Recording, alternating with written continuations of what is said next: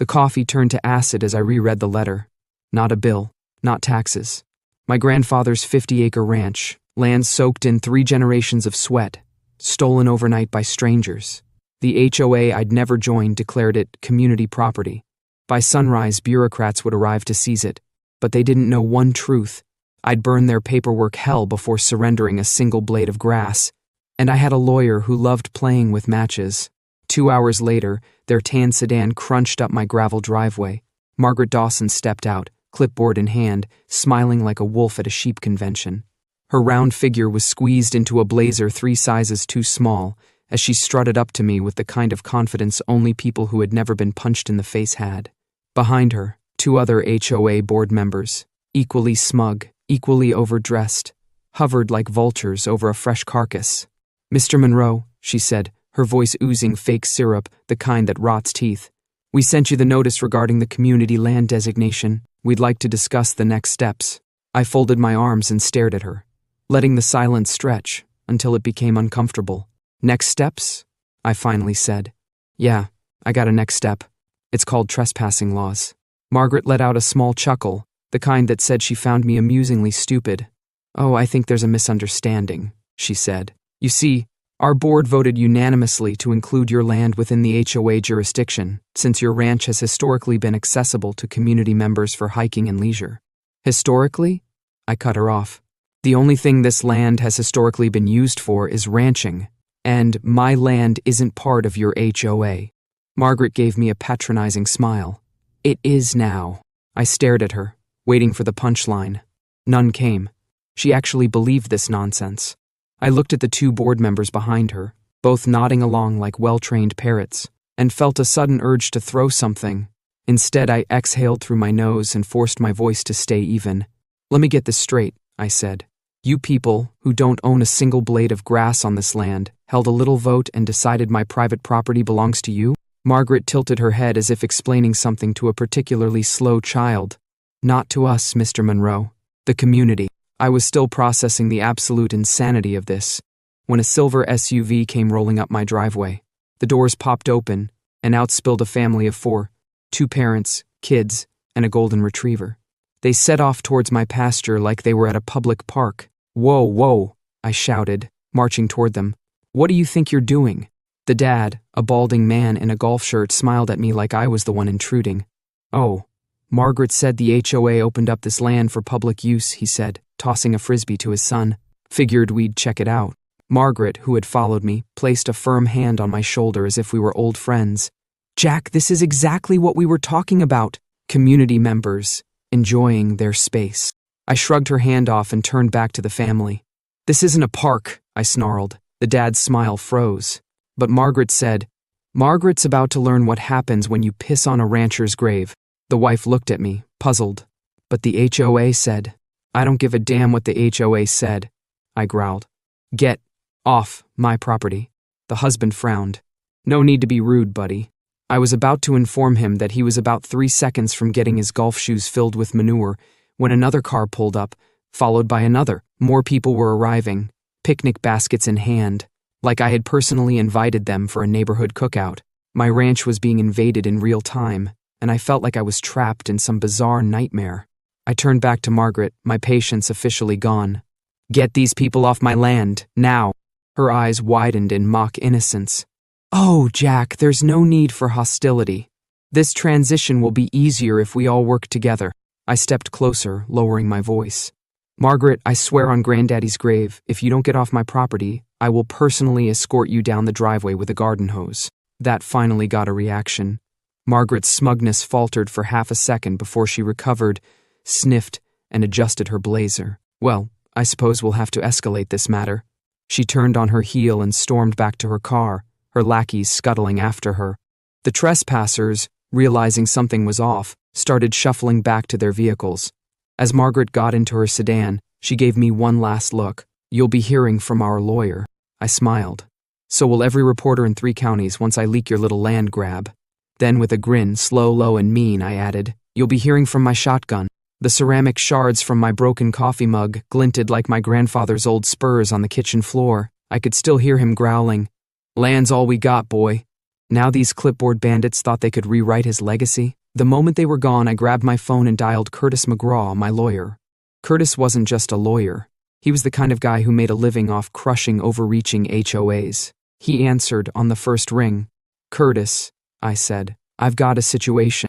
20 minutes later, I was sitting in his office, explaining everything. Curtis listened, nodding along, occasionally scribbling notes. When I finished, he leaned back, chewing on the end of his pen. "Ah, the classic HOA land grab," he said, sighing like a man who had seen too much. "They don't actually have legal grounds, but they're banking on you rolling over." I frowned. "So how do I stop them?" Curtis smirked. "You don't just stop them. You fight dirty." I leaned forward. "I'm listening." Curtis tapped his fingers against the desk. "First thing you do is make it impossible for them to use the land. You need deterrents, fences, signs, security systems, the works." "Already got fences," I muttered.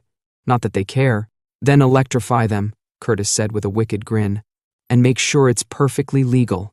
I sat back, considering the idea. It was crazy. It was extreme. And I loved it. His plan was genius, ruthless, and 100% legal. The HOA wouldn't know what hit them. I grinned. By dawn, my fences would hum with 10,000 volts of keep out. But Margaret's next move? Even I couldn't predict that insanity. I spent the next morning at the county records office, digging through every legal document I could find on the HOA's jurisdiction. As expected, my land was never part of their territory, never signed over, and certainly never up for public use. But that didn't stop Margaret Dawson from trying to rewrite reality.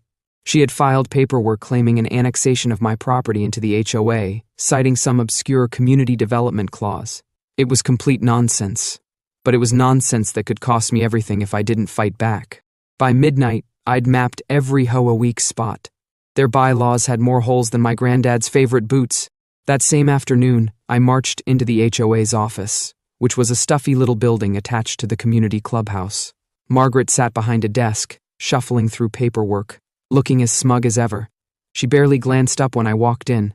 "Jack," she said in that syrupy voice that made my skin crawl, "I assume you're here to discuss compliance with the new regulations." I let my silence sharpen to a knife's edge, then slapped a folder onto her desk. "Actually, I'm here to give you a bill." Margaret arched an eyebrow and opened the folder. Inside were official documents confirming that my land had never been under HOA jurisdiction until they decided to annex it. And since they claimed my property was now part of the association, that meant they owed me. Specifically, they owed me 20 years' worth of unpaid HOA dues for the land they had supposedly managed. The number I wrote down was just over $200,000. Margaret's face turned a shade of pale I hadn't thought possible. This is absurd." "No, what's absurd is you thinking you could steal my land," I said. "So here's the deal. Either the HOA pays me everything they owe, or we take this fight to court, where a judge is going to have a field day with your fraudulent land grab." Margaret's lips tightened. "The board will never agree to this." "Then I suggest you find a way to make them," I said. "Oh, and one more thing. Until this is settled, I'll be making a few modifications to my property." I walked out before she could argue. By the time the sun set, I had ordered enough fencing material to make Alcatraz look like a playground. The next morning, I got to work. The first thing I did was reinforce my fences with industrial-grade wiring. Then I installed a state-of-the-art security system. Motion sensors, floodlights, cameras, the whole 9 yards. But the best part? The electric fencing. Nothing lethal, of course, just enough voltage to send a firm message to any would-be trespasser. By noon, word had spread that I wasn't backing down. Curious neighbors gathered at the edges of my property, whispering among themselves. Some looked concerned, others amused. Margaret, however, was furious. She stormed up to my gate, flanked by 2 HOA board members, a clipboard clutched in her fist. "This is a clear violation of HOA regulations," she seethes. "Funny," I said, leaning casually against the fence. "I don't remember agreeing to any HOA regulations." She huffed, flipping through her paperwork. "Electric fences are dangerous. So is trespassing," I said. "But since you and your little club are so determined to claim my land, I figured I'd make it more community-friendly." Margaret's eyes darted to the massive LED sign I had installed near the entrance of my ranch. In bright, flashing letters it read, "Warning, trespassers will be zapped." "You're out of control," she said, voice shaking with frustration. "No," I replied. "I'm just warming up." That weekend, the HOA decided to test my patience in the most ridiculous way possible. They organized a massive community picnic on my land. I wasn't even surprised when I saw dozens of people setting up folding chairs, blankets, and grills right in the middle of my pasture. Kids ran around with kites, dogs chased frisbees, and someone even had the nerve to set up a volleyball net. It was as if my land had officially become a public park overnight. I watched from my porch, sipping on a cold beer, waiting for the inevitable. Sure enough, it didn't take long. One overly eager jogger, headphones in, oblivious to the world, ran straight into the electric fence. There was a loud crackle, a yelp, and then a very ungraceful stumble backward. A few feet away, a group of kids playing soccer kicked their ball right into the fence, and when one of them tried to retrieve it, he got a nice little zap that sent him yelping back to his parents. Screams, confusion, chaos. It was glorious. Margaret was the first to recover. She stormed through the crowd, red-faced and livid. "This is illegal," she shrieked. "No, it's not," I called back. "I checked perfectly within county regulations. Non-lethal, too. Wouldn't want anyone getting seriously hurt. Just a friendly reminder to stay off private property." "You're a menace," she spat. "No," I corrected. "I'm a landowner. Something you seem to have trouble understanding." Margaret's face twisted into something truly ugly. "This isn't over," she hissed before storming off.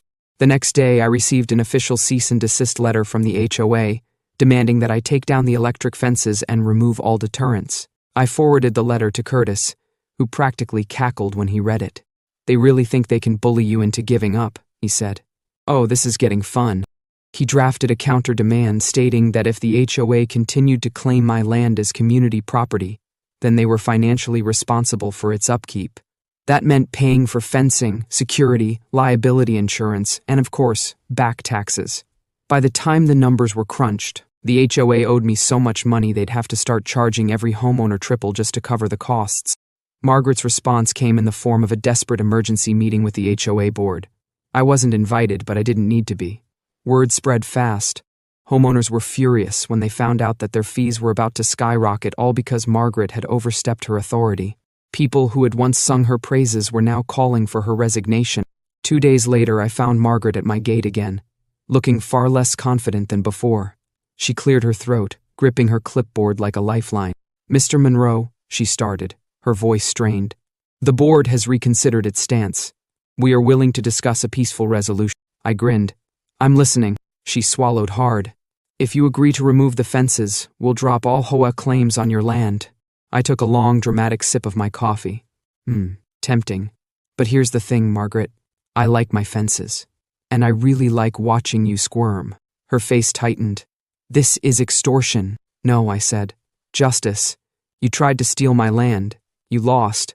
And now you're going to do exactly what I say." Margaret stared at me for a long moment, jaw clenched before finally nodding. "Fine. The board will vote to officially remove your land from the HOA. "That's a good start," I said. "And one more thing. You're going to cover my legal fees." Her nostrils flared. "You can't be serious." I crossed my arms. "Oh, I'm dead serious." Silence stretched between us. Then, with visible effort, she gave a stiff nod. "Fine." I smiled, watching as she turned on her heel and walked away. Her retreat tasted sweeter than morning whiskey. But quiet? No. HOAs don't die, they regroup. I'd be waiting. Margaret's defeat should have been the end of it. But I knew better. People like her didn't just roll over and accept failure. They plotted, schemed, and looked for any possible loophole to claw their way back to power. So I stayed ready, reinforced my fences, added even more security cameras, and made sure my lawyer was on standby for whatever nonsense they tried next. But to my surprise, things stayed quiet. Too quiet. Then, about a week later, I started noticing strange things. A group of men in suits, none whom I recognized, were seen walking around the neighborhood, speaking in hushed voices with various HOA board members. A few residents stopped waving at me in town, looking guilty whenever I caught their eyes. It didn't take long for word to spread that the HOA was in full-blown crisis mode. Homeowners were furious about the special assessment fees Margaret had tried to impose, and a petition had started circulating demanding her resignation. It all came to a head at the next HOA meeting. Now, I normally wouldn't have bothered attending one of their little neighborhood cult gatherings, but this time was different. This time, They were discussing whether or not Margaret should remain in charge, and I wouldn't miss that for the world. I arrived early, taking a seat near the back, arms crossed as I watched the chaos unfold. The moment Margaret walked in, the tension in the room thickened. She took her usual seat at the front, but for the first time, there was no smugness in her expression, no air of superiority, just tightly controlled panic. An elderly man, Mr. Wills, stood up first. He'd lived in the neighborhood for decades and had once been one of Margaret's biggest supporters, but tonight he looked furious. "We've had enough," he announced, voice shaking with anger. "Margaret, under your leadership, this HOA has gone from a simple community association to some kind of dictatorship. You overstepped your bounds, cost us thousands of dollars, and nearly got us sued into the ground." Murmurs of agreement rippled through the crowd. Margaret opened her mouth to defend herself, but another homeowner cut her off. "You told us Monroe's land was legally ours," a woman snapped. "You lied, and because of you, my family has to pay an extra $5,000 in HOA fees this year. Are you going to reimburse me, Margaret?" Margaret's face went red. "I was acting in the best interests of the community." "No," I called out from the back, leaning forward with a grin. "You were acting in the best interests of yourself." Heads turned toward me. I stood up slowly, letting the silence stretch before I spoke again. "Margaret tried to steal my land," I said, loud and clear. "She thought she could bully me into handing it over, and when that didn't work, she tried to bury me in paperwork. But she failed, and now she's scrambling to clean up the mess she made." Margaret's lips pressed into a thin line. "You don't even belong to this HOA, Monroe." "Oh, but I do," I said with a smirk. "Remember? You forced my property into your jurisdiction, which means I get a vote." A ripple of shock spread through the room. Board members whispered among themselves, realizing the full scope of what I had just said. Margaret had been so determined to claim my land that she had unknowingly given me the power to vote on her removal. Someone motioned for the vote to begin. It wasn't even close. One by one, hands shot up in favor of removing Margaret from the HOA presidency. The final count was overwhelmingly against her. Margaret slumped in her seat, looking as if someone had just pulled the rug out from under her entire existence. The next day, I was back on my ranch, enjoying the peace and quiet, when a moving truck pulled up to Margaret's house. I stepped onto my porch and watched with mild amusement as she stomped back and forth, barking orders at the movers. She had lost everything, her power, her influence, her standing in the neighborhood, and now she was leaving. I almost felt sorry for her. Almost. That evening, I got a knock on my door. A group of HOA board members stood there, looking unusually nervous. One of them, a younger guy named Derek, cleared his throat awkwardly. "So, we've been talking," he said, "and since Margaret's gone, we need a new president." I narrowed my eyes. "Let me stop you right there. If you're about to ask what I think you're about to ask, the answer is hell no." Derek raised his hands. "Hear us out. We know the HOA has been a disaster lately. We need someone strong who won't let power go to their head." I crossed my arms. "Not interested." Another board member, a woman in her 50s, stepped forward. "Jack, if you become president, you could dissolve the HOA." That made me pause. "Say that again."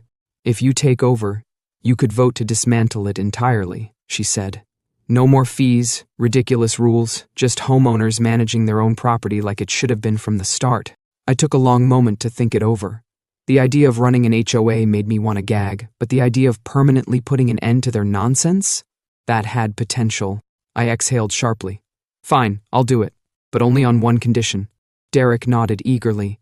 "Anything. I don't want to hear a single complaint when I burn every one of your HOA rulebooks." A week later, it was official. The HOA was dissolved by unanimous vote.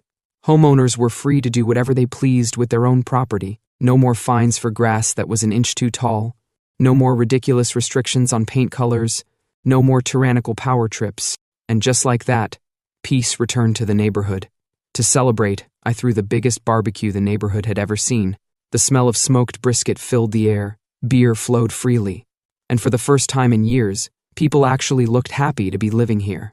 As I stood by the grill, watching my neighbors laughing and enjoying themselves, I felt something I hadn't felt in a long time: satisfaction. Curtis showed up halfway through the party, shaking his head in amusement. "You really did it," he said, grabbing a plate of ribs. "You destroyed an HOA." I smirked. "Told you I'd fight dirty." He laughed. "What are you going to do with all your free time now?" I glanced toward the horizon where my newly reinforced fences stood tall and unchallenged. Oh, I'll think of something. And with that, I raised my beer, taking a long, slow sip as the sun dipped below the horizon. My land was mine again. No one would ever take it from me. Not an HOA, not a bureaucrat, not a single soul. I had won,